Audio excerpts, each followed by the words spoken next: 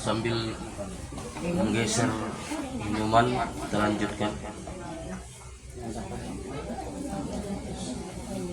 Assalamualaikum warahmatullahi wabarakatuh. Waalaikumsalam warahmatullahi wabarakatuh. Alhamdulillahi rabbil alamin. Wa bihi nasta'in ala umur dunya waddin. Ashhadu an la ilaha illallah wahdahu la syarika lah. Wa ashhadu anna sayyidana Muhammadan abduhu wa rasuluh alladzi la nabiyya ba'dah. Allahumma fashalli wa sallim wa karrim wa majid ala sayyidina wa nabiyyina wa syafi'ina wa dhukhrina wa maulana Muhammad wa ala alihi wa sahbihi ajma'in. Amma ba'd. Ibu yang dirahmati Allah Subhanahu wa ta'ala, tentunya kita bersyukur kepada Allah Subhanahu wa ta'ala di atas segala nikmat yang telah diberikannya kepada kita. Mudah-mudahan insyaallah kita yang hadir pada saat ini, keluarga di rumah, khususnya sahibul bait di rumah ini, yang tiba giliran ibu tuan rumah, kita membaca Yasin selengkapnya, doa tahlil dan doa juga. Selanjutnya kita bertaklim di sini.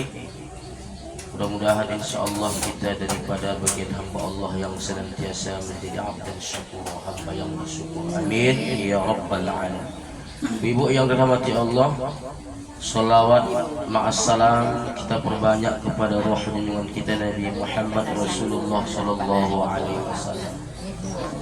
Mudah-mudahan dengan memperbanyak salawat dan salam kepada beliau, kemudian istiqomah juga di jalan beliau, mudah-mudahan insyaallah kita yang hadir pada saat ini, keluarga di rumah, khususnya sahibul bait, adalah daripada umatnya yang insyaallah akan mendapatkan bagian syafaatul uzma daripada baginda Rasulullah sallallahu alaihi wasallam, di mana dia la yanfa' malun wala banun illa man atallaha biqalbin salim. Amin ya rabbal alamin. Ibu-ibu yang dirahmati Allah, maaf saya agak cepat datang karena baru pertama pula di sini lokasinya. Takut saya nanti tak salah gang, entah mencari-cari maka nggak dipercepat.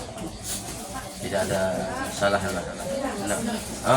Ibu-ibu yang dirahmati Allah Subhanahu wa taala, adapun kajian kita pada sore hari ini tak apalah panjang-panjang, akan ketika habis bahan selesai. Ini kaji ini sesuai dengan momentum. Apa momentum? Sesuai dengan kondisi tradisi yang terjadi. Bisa saja kondisi itu, tradisi itu ya tidak cocok dengan agama kita, berlawanan dengan apa yang disyariahkan oleh Islam, juga yang telah disampaikan oleh Allah Subhanahu wa taala, juga yang telah digariskan oleh Rasulullah sallallahu alaihi wasallam. Maka kita berhati-hati karena momentum-momentum itu karena kebanyakan orang yang melakukannya kita anggap bisa, kita anggap sah, kita anggap boleh, bahkan itu tidak ada salahnya, tidak berlawanan dengan norma-norma agama yang kita akui, yaitu agama Islam. Maka oleh karena itu Al-Fakir menyampaikan pada hari ini beberapa hal yang hari ini kita sudah menganggap itu adalah bagian daripada tradisi, bagian daripada hal-hal yang boleh kita laksanakan, boleh kita lakukan, minimal boleh kita ucapkan, padahal itu salah. Jadi bukan kaji baru, ini sekedar mengulang kaji. Lancar kaji karena sering diulang, lancar jalan karena sering dilewati. Malu bertanya, jalan-jalan lah. Itu kalau malu bertanya, jalan-jalan, bukan sesat di jalan. Nah, ibu-ibu yang dirahmati Allah, ini sesuai apa yang disabdakan oleh baginda Rasulullah sallallahu alaihi wasallam. Apa kata Rasul?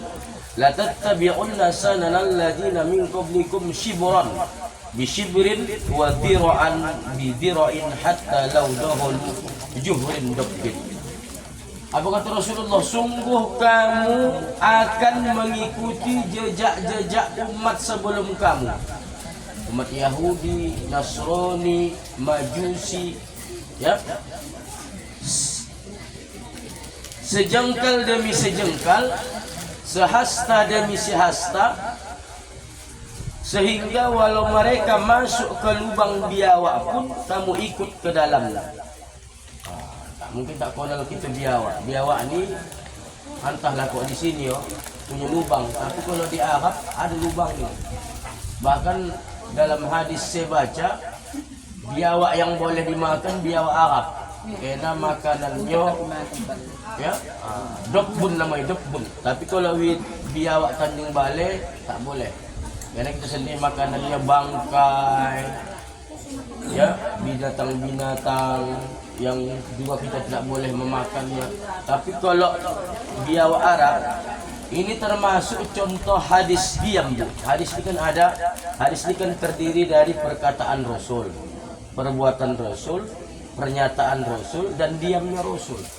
Jadi hadis itu ada hadis qaul, ada hadis fi'li, ada pernyataan Rasulullah, ketegasan Rasulullah, dan ada diamnya Rasul. Termasuklah pengambilan hadis bolehnya biawak itu ketika diam Rasul. Rasul ketika suatu saat dijamu oleh seorang bangsawan, ada salah satu hidangan itu terdiri dari biawak. Sahabat yang lain memakan, tapi Rasul tak bilang itu haram. Jadi orang menyimpulkan biawak itu boleh, tapi biawak padang pasir atau biawak Arab. Kalau biawak Tanjung Balai, nampak ibu lah biawak Tanjung Balai kan, ganas, makanannya pun menjijikkan binatang ini. Karena biawak Arab ni dia hidup di lubang, tahulah lubang padang pasir. Apalah ada pala di dalam yang jauh, paling cacing lah. Tapi kalau biawak Tanjung Balai hidupnya di dalam hutan, di tempat-tempat jorok, dan beda bentuk kulitnya kata mereka. Cobalah kita buktikan nanti di YouTube. Buka YouTube, tanya lembah Google, apa beda biawak Indonesia sama biawak Arab. Dan kau bilang pula biawak Arab kan dia mungkin bahasa Arab, tidak begitu pula ya. Nah ibu-ibu yang mati Allah, itu kata Rasulullah, sungguh kamu akan mengikuti jejak-jejak umat sebelum kamu. Siapa lagi? Kalau bukan orang Yahudi, Nasrani, Majusi. Sehasta demi sehasta. Sehasta ini macam mana kuatnya? Sejengkal demi sejengkal, sehasta demi sehasta, semeter demi semeter. Bahkan dikunci Rasul, kalau pun orang itu masuk ke lubang biawak kamu ikut. Artinya apa? Bisa saja kita mengikut orang itu tanpa kita sadari. Bisa saja kita mengikuti orang itu juga kita sadari, tapi kita anggap itu biasa. Apakah mereka kaum Yahudi ya Rasul, Nasrani ya Rasul? Betul kata Rasulullah, siapa lagi? Nah ibu-ibu yang dirahmati Allah Subhanahu wa taala, hari ini sudah kita rasakan. Ya. Dari segi apa mereka mulai tanpa sadari, dari mulai gaya hidup, tren hidup, dari mulai budaya, dari mulai cara berpakaian, apalagi gaya hidup, bersosialisasi, kan? Ada istilah sekarang namanya wanita karir. Dalam Islam tidak ada wanita karir. Ada istilah sekarang style hidup. Ada sekarang namanya wanita ibu-ibu sosialita, bergabung dengan orang-orang yang elit. Arisannya tuh ibu, omas, paling kocik berlian, gaya hidup. Istri-istri pejabat, istri-istri pengusaha. Kemudian gaya budaya. Hari ini kita, bukan hari ini saja, beberapa tahun yang lalu, puluh tahun yang lalu, sudah mulai kita mengikuti gaya-gaya mereka. Sebagai contoh, kita sendiri, saya sendiri tak saya pungkiri, juga sudah mulai kono. Apa itu? Model makan kita ketika pesta, menikahkan anak, menghitankan anak, bahkan kita sendiri waktu dipestakan omak yang muda-muda ni, itu tak lagi pakai gaya-gaya orang tua kita dulu, yaitu makan bajambah. Tapi sekarang ala Perancis. Ala Perancis ini bukan budaya kita.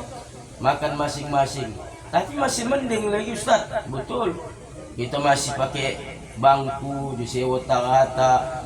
Tapi sekarang Bu, bahkan sudah menjalar di wilayah Indonesia, udah sampai Medan. Itu pesta menikahkan udah tak pakai bangku lagi makan. Mainan ini boleh. Bukan berjalan berdiri. Saya pernah undangan di Medan. Pesta itu tidak pakai bangku. Udah ikut budaya-budaya barat betul. Siap makan. Ngambil makan, berdiri, carilah masing-masing. Kalau bagi kita yang dari kampung, ini kan ada pula saudara kakak saya ini kan orang kampung juga pula. Dia orang Tanjung Balai.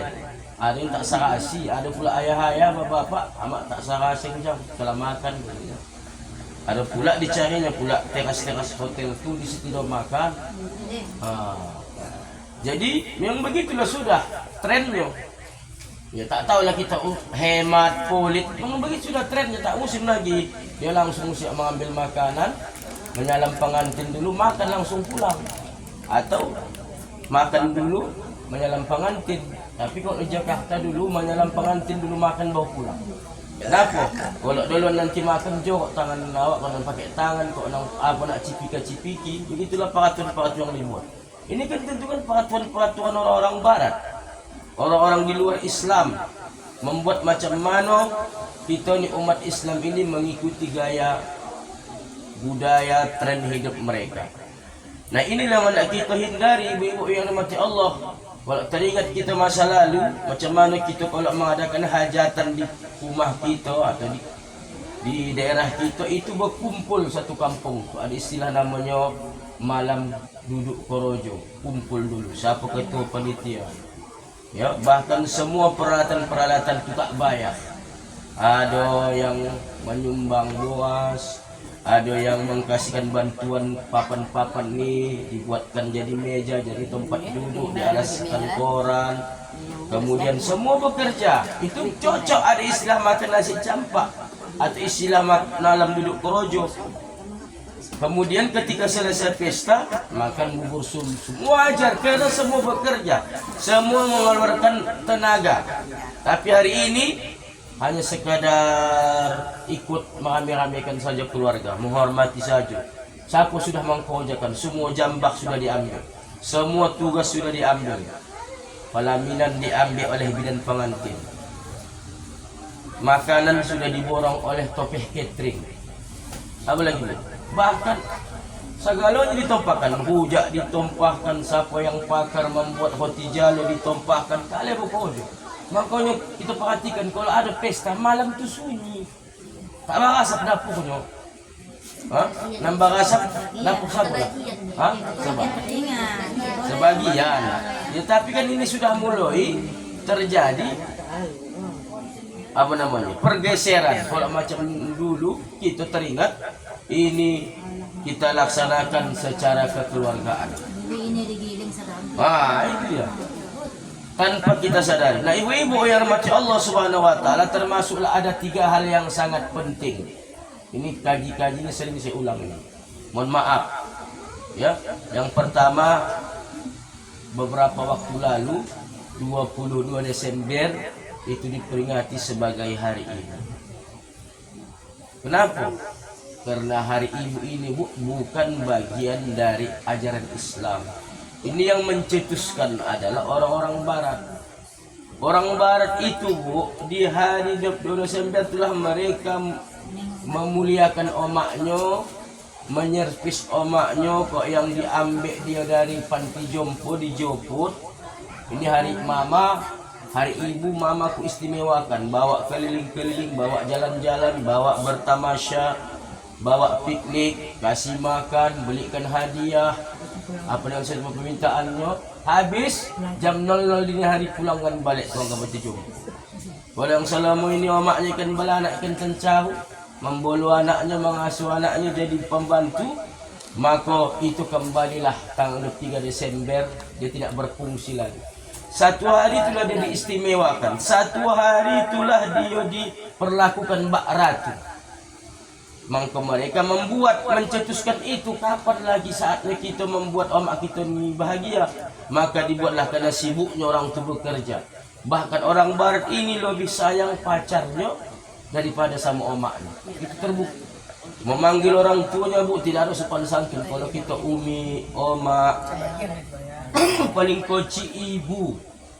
Ya kan, orang itu tidak manggil omaknya you. You, Yumi. Kau mak nak ke mana, mak? Kau mak nak ke mana? Kalau coba gitu, mak nak ke mana? Kau mak kata, wah tufuk kan lah. Begitu anak. Orang itu biasa aja itu. Maka berbeda dia, Bu, dengan hari guru. Hari guru itu hari persatuan, hari PGRI. Itu pun yang dicetuskannya, yang mencetuskannya, yang mendirikannya adalah orang-orang yang peduli dengan perkumpulan guru-guru ini. Supaya ada sedikit kekuatan yang dibangun oleh perkumpulan guru, supaya mereka bisa kok yang menuntut pemerintah, kok yang mereka punya organisasi, punya kekuatan bisa memohon kepada pemerintah. Ada guru-guru kami sudah sekian tahun mengabdi tak diangkat jadi PNS. Itulah mereka buat perkumpulan, beda tujuannya. Sementara hari ibu ini yang mendirikannya bukan orang Indonesia, bukan orang Muslim, melainkan bukan orang Asia, melainkan yang membentuknya, yang membuatnya orang Barat sendiri, orang-orang kafir sendiri, karena mereka cuma meloyalitaskan diri mereka,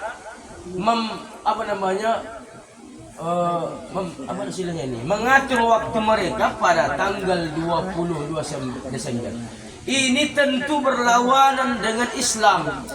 Karena Islam dikatakan Allah dalam Al-Quran, berbuat baik kepada orang tua khususnya ibu itu dari mulai awak tahu sampai awak sudah sampai matilah. Wa wasainal insana biwalidayhi hamalat ummu wahnan ala wahnin wa fisaluhu fi amaini anishkuruli walidayk. Apa kata Allah? Kami memerintahkan setiap manusia untuk berbakti kepada orang tuanya, ibu bapanya, khususnya ibunya yang telah mengandungnya dalam keadaan lemah yang bertambah-tambah.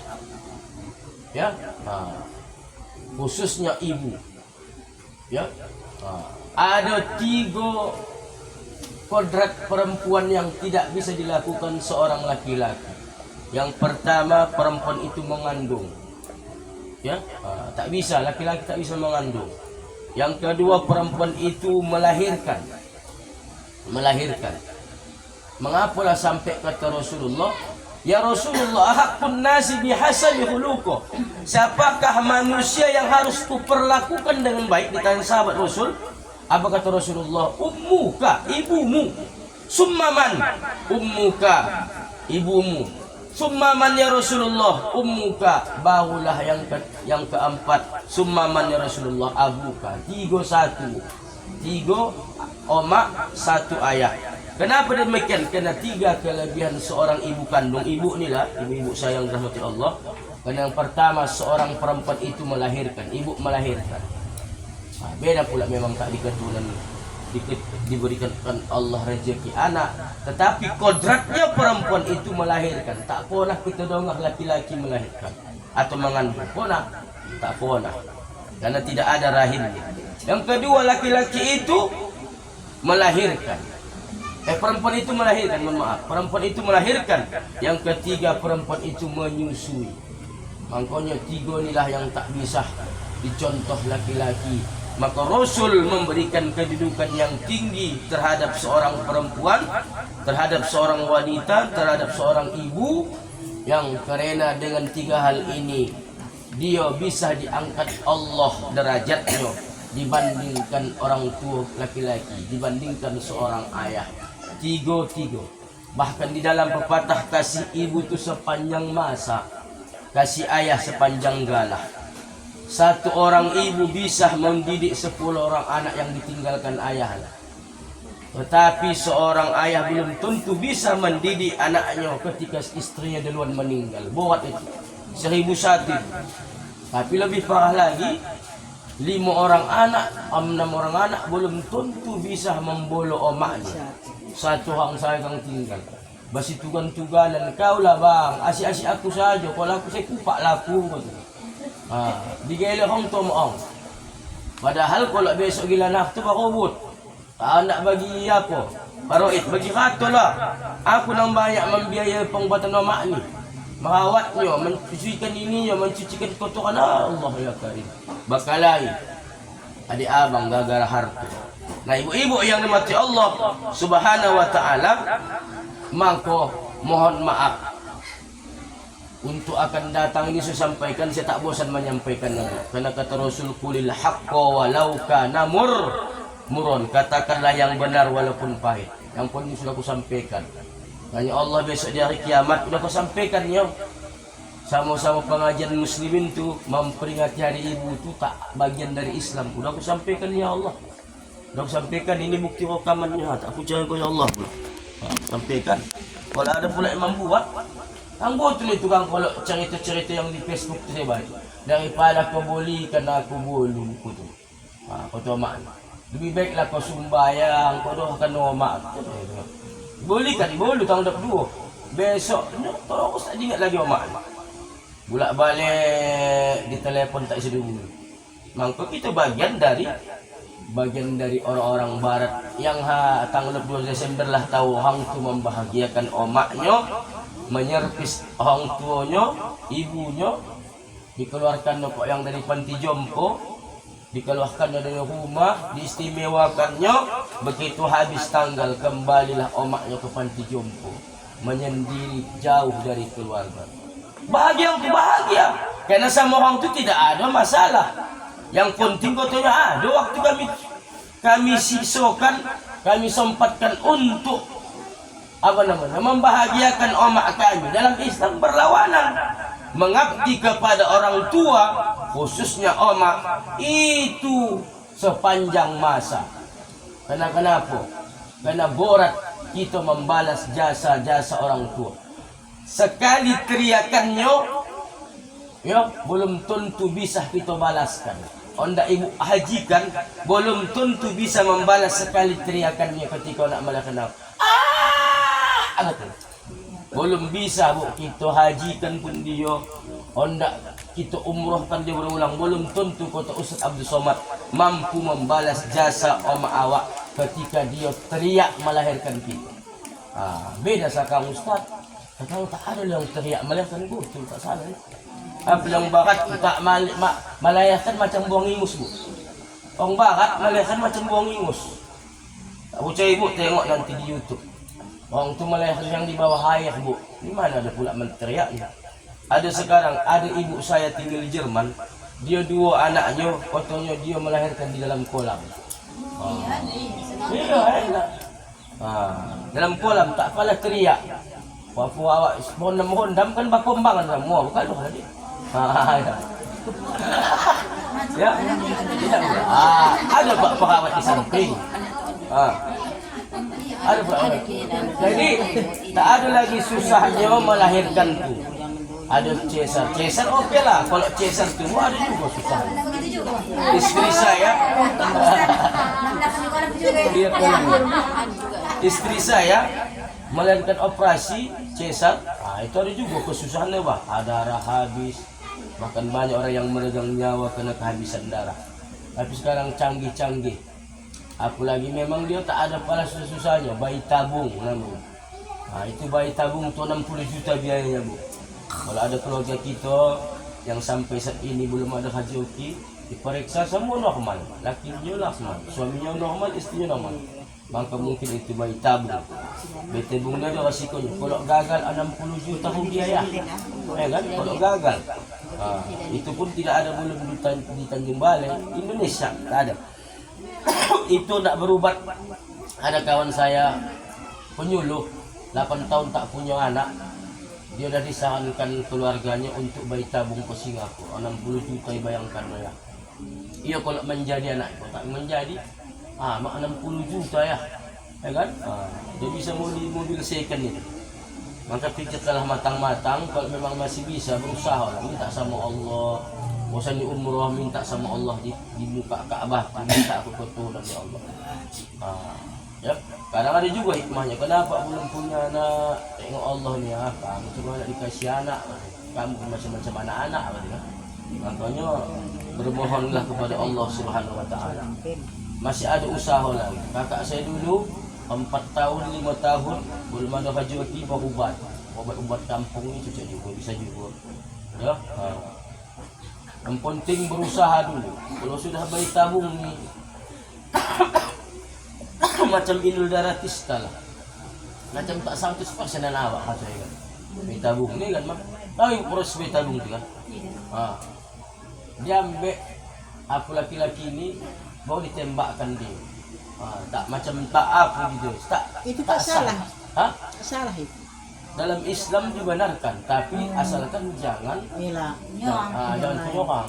Kalau sesama masih pasangan mungkin rahimnya ini tak kokoh begitu. Jadi istilahnya ada model baru sedang ditemukan dokter. Asalkan yang pertama kuncinya mamaknya sperma suaminya, rahim istrinya ada sedang tidak numpang, itu tak boleh.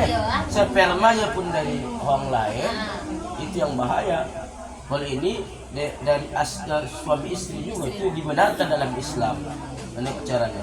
Nah ibu-ibu yang mati Allah, adapun yang kedua, ini saya yakin kita tak banyak terjebak. Karena kita yakin dan percaya 100% ya, semalam dari saudara-saudara kita satu bangsa lah, atau satu NKRI ini agama Nasrani itu merayakan yang namanya hari raya mereka. Dan ada juga Kak di antara kita yang latah, karena mungkin faktor bersahabat dengan baik, jiran dengan baik, satu pekerjaan, dan ada juga orang ini pula yang elok.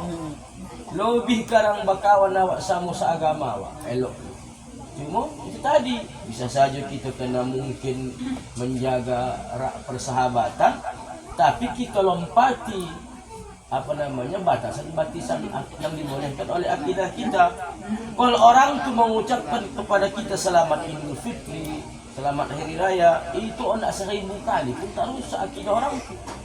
Persoalannya kita umat Islam ketika mengucapkan selamat Hari Raya kepada mereka, ya walaupun melalui pesan WhatsApp, itu kan kadang bisa kita tulis WhatsApp itu mulut kita tak bergerak, hati kita tak ikut, tapi tetap salah. Kalau menurut pandangan guru-guru kita, termasuk pandangan Ustaz Abdul Somad dan Ustaz Hidayat, hendak ucapkan langsung, hendak melalui pesan WhatsApp dan lain sebagainya, Instagram, itu tetap salah.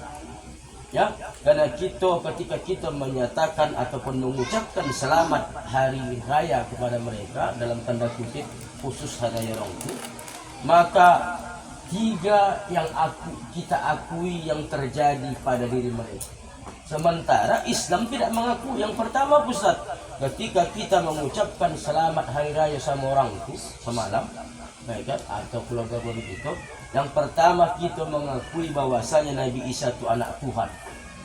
Ya gitu, makanya saya walaupun saya ni kerja di Kementerian Agama, terenyuhnya hati kami, kepala kantor kami mengucapkan selamat Natal. Sudahnya begitulah, kalau kepala kantor tak mengucapkan nanti kena tegur Kanwil, ditegur Menteri Agama, karena katanya Kementerian Agama itu membawahi semua agama, dia bukan mengurus agama Islam saja. Oh itu tidak salah. Cuma rata-rata kalau penduduknya Muslim, dia kan kemenaknya, kepala kantornya itu orang Islam. Ya, termasuklah kakan kita Tanjung Balik, Ustaz juga, Pak Dokter kita kalau nggak bukan ganti orangnya, Al-Ahyu. Udah 2 kali acara tahun apa? Ganti orangnya orang ledong. Iya, Dokter Al-Ahyu. Orang itu. Tapi karena dia jabatan harus diucapkannya. Bisa hukumnya dibodoh bisa tulisannya. Secara lisan ucapkan ya Allah, secara kita bisa. Tapi tidak begitulah. Kalau memang setiap kepala kantor yang begitulah, Pak Koto ada juga atasan saya. Memang kalau seperti kepala kantor Kemenak wajib bertobat. Setiap tahun awak mengucapkan selamat Natal, walaupun hanya melalui spanduk. Kepala Kantor Kementerian Agama Dr. Haji Al-Haji misalnya mengucapkan selamat Natal. Oh nah itu kalau caleg-caleg itu dah udah paham ya, mudah iman orang itu. Dan politik macam mana banyak dukungan. Ini kata Kemenak. Alasan pula katanya karena Kementerian Agama, Menteri Agama itu bukan Menteri Agama satu agama, tetapi semua agama. Itulah hajatnya. Termasuklah menuhut Kanwil Kepala Kantor Kemenak Kota Tanjung Balai ini, termasuk dia bukan membawahi Islam saja, tapi dia mengurus agama-agama lain. So di saya menengok bu, barusan nikahkan kami pergi ke gereja, meresmikan Natal orang. Mana begitu? Masuk. Katakan kami lah kami tidak. Iya, masuk juga lah dia. Masuklah bu, ucapkan selamat ini tadi dah. Kalau tak dilaksanakan, Tugas Pak. apa saya sekarang namanya moderasi beragama. Semua agama tu boleh masuk campur. Ya, termasuk sekarang ada potong tu udah ada solawat. Barusan ini sudah ada solawat dalam misa Natal bosan. Viral itu di grup. Ada kan? Kira lah Ada. air. Sudah bersolawat orang tu bu. Tapi bukan kepada Rasulullah, kepada ya, Laut akuan tengah apa Yesus. ya. Nah, itu yang pertama. Yang kedua, kalau kita mengucapkan selamat kepada mereka, hari raya mereka, sama saja kita mengakui Nabi Isa lahir 25 Desember. Padahal kita yakin dan percaya Nabi Isa itu bukan lahir 25 Desember, melainkan yang lahir itu siapa bu? Yang disalib mereka itulah, kata orang itu Yudas Iskariot itulah. Termasuk 12 daripada muridnya Nabi Isa, nahnu hawariyun, daripada kelompok hawariyun, 12 orang yang menolong Nabi Isa, Ansarullah, yang telah menolong agama Allah, menolong dakwahnya Nabi Isa alaihissalam. Jadi siapa yang sebetulnya yang lahir pada tanggal 25 Desember itu, melainkan yang lahir di situ bukanlah Nabi Isa. Nabi Isa itu lahir di bulan Juli ke Agustus. Kenapa?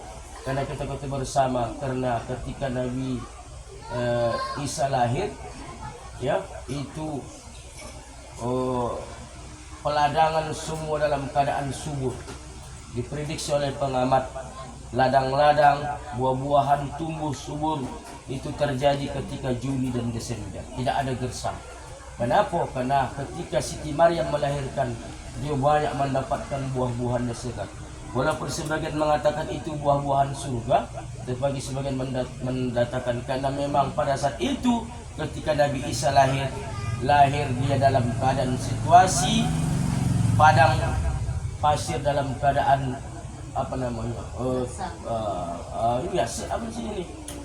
ini selahnya musim buah begitulah. Sementara 25 Desember itu musim gersang, maka tentu bertolak belakang dengan kenyataan. Orang tu mengatakan Nabi Isa itu lahir 25 Desember, sementara kita bersama Nabi Isa itu lahir Juli ke Agustus. Musim buah, musim penghijauan. Sementara bertolak belakang. Siapa yang lahir 25 Desember itu?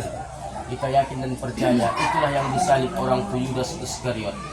Kemudian yang terakhir bu, ketika kita mengucapkan selamat kepada mereka, ya walaupun pesan WhatsApp, sama saja kita mengakui Nabi Isa itu mati digantung orang, disalib orang. Sementara lagi-lagi saya katakan, kita yakin percaya yang disalib orang itu bukan Nabi Isa, melainkan adalah Yudas Iskariot. Apa dalilnya Ustaz? Wa ma qatalu wa ma salabu walakin subbiha lahum. Lihat surah An-Nisa ayat 157. Nabi Isa itu kata Allah, Isa itu bukanlah dibunuh, bukan disalib, melainkan Allah angkat, lalu Allah serupakan wajahnya dengan wajah orang yang disalib. Itulah Yudas Iskariot. Yudas Iskariotnya bu, 12 murid Nabi Isa, dialah satu-satunya yang berkhianat. Bayangkan, sudah dididik, sudah diajari ilmu, gara-gara dia disogok, maka dia menceritakan kepada istilahnya pada saat itulah eh, bangsawan Yahudi ataupun pemimpin Yahudi bahwasanya Nabi Isa bersembunyi di suatu tempat. Ditunjukkan ya Bu, cuma karena tempat ni baganggang. Kita bayangkan kalau film-film Mesir itu kan bebatuan, jadi ditunjukkan tempat persembunyian Nabi Isa ini. Tapi Nabi Isa udah dapat izin dari Allah, diangkat Allah ke langit 33 tahun. Itulah umur kita nanti di surga. Jadi Yudas Iskariot ia duluan berkojak. Begitu dia dibuka kamar Nabi Isa tak ada, langsung Allah rubah wajahnya menjadi Nabi Isa. Tak berapa lama datanglah Al-Gojo, tentara-tentara Yahudi ini. Ini Isa. Aku bukan Isa, aku Yudas Iskariot. Apa nak dibuat, tak bisa. Tengok wajahnya. Begitu dia ditengoknya wajahnya, memang dia wajahnya Nabi Isa. Langsunglah disalib orang itu. Jadi kita yakin dan percaya yang disalib orang itu pada saat itu adalah Yudas Iskariot, bukan Nabi Isa. Berarti asalnya Islam lah deh. Siapa? Judas. Iyalah Yudas Islam lah. Cuma kena dia berkhianat. Banyak yang ibu, banyak dia berkhianat sama gurunya Bu. Nah ibu-ibu yang mautullahi, adapun yang terakhir ini, yang satu, yang dua sudah kita lewati, yang satu akan kita hadapi. Apa itu Bu? Perayaan tahun baru Masehi 1 Januari 2024 yang akan datang. Terus serang dikatakan lagi-lagi tahun baru kita adalah tahun baru 1 Muharram 1445 Hijriah yang lalu. Sementara Januari itu bukan tahun baru kita, melainkan kalau menurut pendapat ulama, Januari itu Bu adalah merupakan Natal yang kedua bagi mereka. Jadi kalau sama orang tua itu mereka ibadah, full ibadah. Jadi nanti Januari itulah mereka silaturahmi. Kalau istilah kita raya ketupat. Jadi hati-hati kita. Ya. Nanti apa yang terjadi ketika kita ikut bergembira merayakan tahun baru Masehi, karena kita anggap itu adalah bagian dari tahun baru kita. Memang tak bisa kita dipisahkan dari Masehi ini, karena sistem penanggalan kalender kita ngikut Masehi. Belum bisa kita mengikut Hijriah, walaupun harus kita cubalah merubah mindset ke depan. Apa yang terjadi Bu? Ketika malam tahun baru ada yang membunyikan kembang api, ada yang membunyikan trompet. Kalau lonceng jarang itu. Sama sajalah kita malam itu umat Islam berubah menjadi 3 agama sekaligus. Yang pertama, api itu kaum Majusi, itulah kembang api. Ketika kita bunyikan itu berubahlah. Mengapa? Sebetulnya kalau kita hidupkan pun api memasak kompor ataupun di kompor tak ada masalah. Momentum yang tak tepat. Kenapalah kita hidupkan bola trompet tu, kembang api itu pas malam tahun baru atau malam 1 Januari. Kenapa? Karena itu bertepatan dengan hari raya orang itu. Hari raya kedua mereka. Kita hidupkan trompet pada malam tahun baru itu. Kalau kita hidupkan trompet hari-hari biasa tak ada masalah. Cuma momentumnya tak pas, kita menghidupkan bergembira menghidupkan trompet, sama saja kita ikut bagian dari orang itu. Karena orang itu malam itu menghidupkan kembang api, memasang api, bosak-bosak, menghidupkan trompet, membunyikan lonceng. Kalau tak salah nanti 2000 jam 12.00 itu berbunyi nanti lonceng gereja. Makanya berubahlah kita malam itu menjadi 3 agama sekalian. Karena kuncinya kata Rasulullah, man tasyabbaha min qaumin fahuwa minhum. Barang siapa yang mengikuti budaya suatu kaum, maka dia tergolong kaum tersebut. Maka kita dilarang oleh Islam untuk mengikuti adat istiadat mereka. Kesimpulannya adalah ketika ada dialog antara ulama dan seorang pendeta, ketika mereka menjalankan misi dakwah ke daerah terpencil, ya, itu mereka naik helikopter, ada sebagian bilang naik kapal. Batanyalah bukan pendeta, ulama tadi, ustaz tadi, kiai tadi, ya Pak Pen, ya kiai, malam 1 Januari itu apanya kegiatan orang-orang Nasrani? Tak biasa aja Pak Pen, biasa aja Pak Ustaz, Pak Kiai. Kami malam itu misa gereja yang kedua dan 5 yang pertama Natal. Itu dah selesai kami tidur. Tidur kamu kenapa? Karena besoknya kami juga nak ke gereja. Ondak misa juga, seterusnya kami bersilaturahmi, berkunjung sanak keluarga. Karena 1 Januari itu adalah hari raya yang kedua. Kok istilah kita ketupat. Jadi orang-orang Nasrani tidak keliling-keliling, tidak jalan-jalan, tidak. Mengapa begitu? Karena sudah dibantu oleh saudara-saudara kami yang berasal dari Islam. Bodohlah Pak Kiai. Ya, aduh aku tengok Pak Kiai orang-orang Muslim tu boleh tawampet. Alhamdulillah, kata kami. Alhamdulillah asal. Bersyukur ada orang Islam meninggal tawampet. Lepas yang sudah masuk Yahudi. Aduh aku tengok anak-anak tu menyibukkan kembang api, merocun. Pati malam tu umat Islam sudah berubah menjadi Majusi. Ya, ada juga yang latah ikut-ikutan dia membunyikan lonceng gereja. Maka orang tua ubah malam itu menjadi Nasrani. Maka apa kata Pak Pen? Sampaikanlah Pak Kiai ucapan terima kasih kami seluruh orang-orang Nasrani, orang-orang Yahudi, Majusi, orang-orang Kristen ini kepada umat Islam yang telah membantu membesarkan hari raya kami pada malam 1 Januari. Tak bodoh Pak Kiai. Jadi ini pesan disampaikan oleh pendeta kepada Pak Kiai. Pak Kiai menyampaikan sama kita pun nak sampaikanlah sama keluarga kita bahwasanya 1 Januari walaupun kita hendak menikmati suasana tahun barunya, tapi jangan ikut-ikutan yang 3 tadi, membakar kembang api. Walaupun nak kita bakar bolah kembang api itu, bakar di malam-malam lain. Itu pun adalah kadarnya. Jangan sampai membuang duit. Ini kahang malam 27 Ramadan membakar kembang api, bak foto ahli-ahli ekonomi sudah bisa membangun satu masjid. Tanjung Balik kalau membakar kembang api malam 27 Ramadan sudah bisa membangun sebiji masjid. Tapi macam mana menyadarkannya itu wallahu a'lam bishawab. Tak tahu, tak sadar-sadar juga umat. Makin tahun makin menjadi jahilan, Bu. Membakar duit. Itu sudah diteliti, Bu. Satu masjid bisa didirikan, satu rumah sakit, satu puskesmas bisa didirikan. Tapi itulah itu umat Islamnya. Kalau tak bagi itu tak sah, tak sah. Nah, ibu-ibu yang rahmat Allah, inilah kajian kita pada hari ini. Kajian yang sedikit, ya, walaupun sudah pernah disampaikan berkali-kali, tidak apa-apa, sering diulang supaya lancar kaji kita, saling mengingatkan kita. Karena sifatnya agama ini adalah wal asri innal insana lafi khusr illal ladzina amanu wa amilus solihati wa tawassaw bil haqq wa tawassaw bis sabr.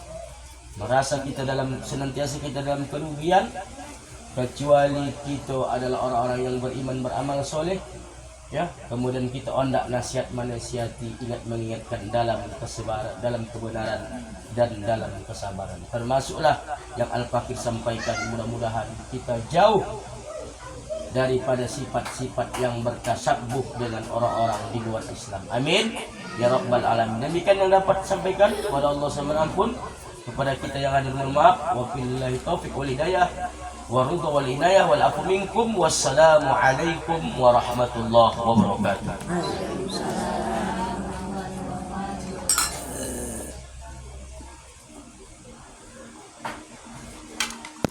Ya Ustaz, masalah yang hari ibu